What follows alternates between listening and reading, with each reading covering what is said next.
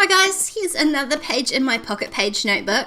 I've got a couple of photos here of some really beautiful macarons, and I also have kept the packaging from the box they arrived in. And I'm going to use these today. So first I'm just going to trim out my photos. Now these macarons my sister sent me when I was having a bit of a rough time lately, and they were just the most fantastical surprise gift. It was so special and so nice, so I definitely had to put them in here. Now I've got some bits and pieces from Studio Calico. This actually wasn't their scrapbooking kit. I didn't want to buy the whole kit. I just bought all the little extras from the kit that I liked. So I bought some of the papers and some of the little embellishments and the alphas. So I sort of put my own kit together using their bits and pieces. So I'm just picking out a couple of the papers to work with, and I really loved this grid one. So I don't have a paper trimmer that trims 12 by 12, so I was sort of eyeballing it and using the grid to use my scissors to cut it, and then just back and forthing with my trimmer to try and get it the right size. So it really did make me appreciate how much I love those traveler sized notebook papers. So much easier. And then I decided to go with the pink paper rather than the red, and then again I'm just using the paper I've already cut as a template to cut the other piece. And I'm actually going to stick these both down onto the papers and have the pocket floating in the middle. So the little postcardy thing that came with the macarons that had the flavours on them fit almost perfectly into the pocket, so I'm going to add that into there. So I'm just adding the papers one on either side. I love that hearts, the heart pattern on the other side of this paper too, but that's by the by. I've got a clip to hold my notebook shut when I need it, because this one is getting quite fat as well, which makes it slightly hard to work with, but also slightly hard for you guys to see when it's on camera. One of the, I think it was the alphas, came in this little glassine bag. I'm often asked where I get my glassine bags from, and they're just about always packaging. I've never bought any my entire life, so do reuse your packaging. I just cut that down to fit the page, and then I sewed it shut because I'm going to add my journaling in like a little pocket. So I'm just sticking that down onto the page, and then I'm going to put my photo on top.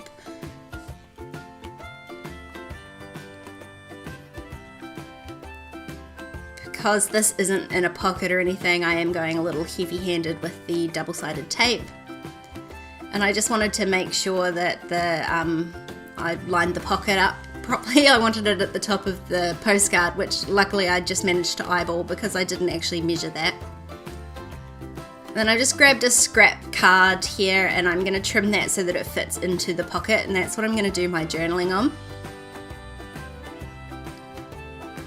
So I'm just trimming it so that it fits and it's going to slip in and out, and then I'm just going to do my journaling on my typewriter. You can see a little bit of the journaling, but I'm not like concerned. It's not like super private journaling or anything like that. And then it kind of just adds like a second texture under the bag, under the photo. So I really like that. And I'm going to use these really pretty teal alphas to spell out my title.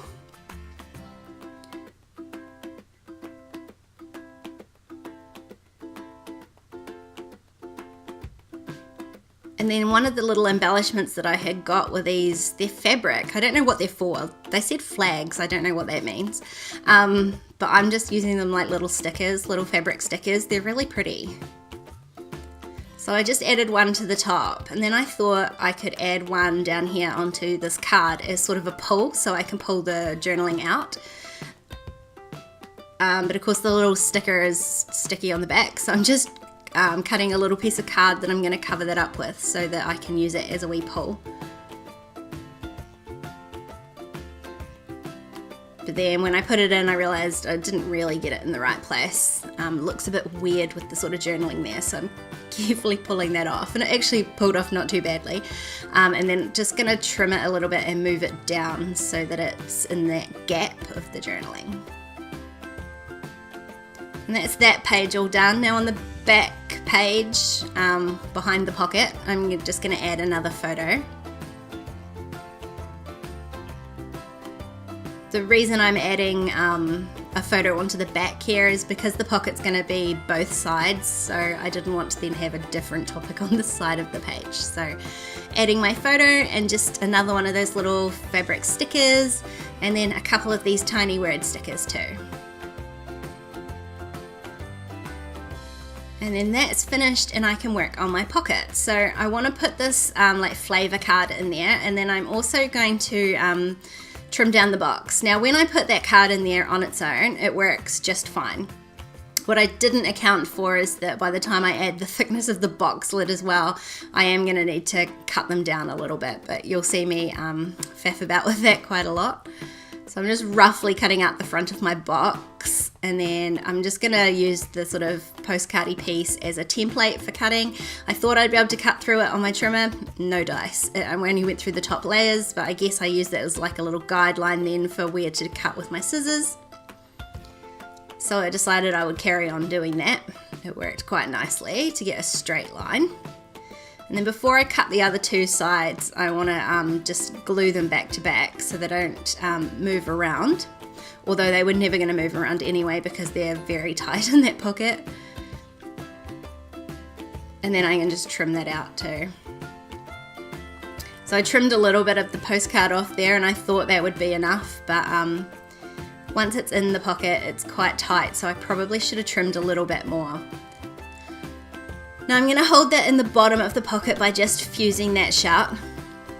And what I didn't want to have was like a big empty piece at the top of the pocket. So I had grabbed some of these leaf shapes from Studio Calico as well. And I want to put them in there, but you see I'm going to put them in upside down because on the pink paper I want the white to be showing. Not like that, Diane.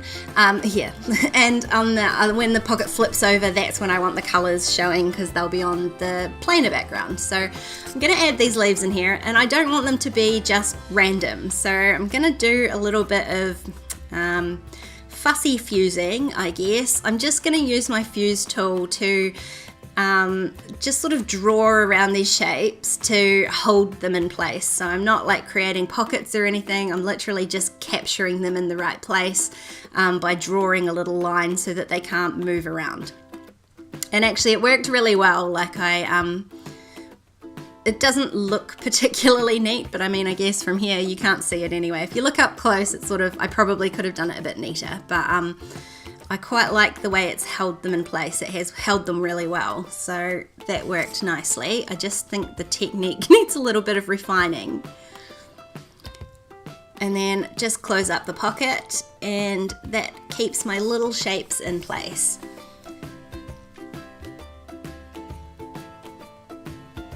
I really like the way this page turned out, and it was a really nice memory to be able to capture in here. If you like this video, please give it a thumbs up, it means a lot to me. And if you want to keep watching, there's a couple more videos on screen. Don't forget to subscribe to my channel if you haven't already, and I'll see you next time. Bye!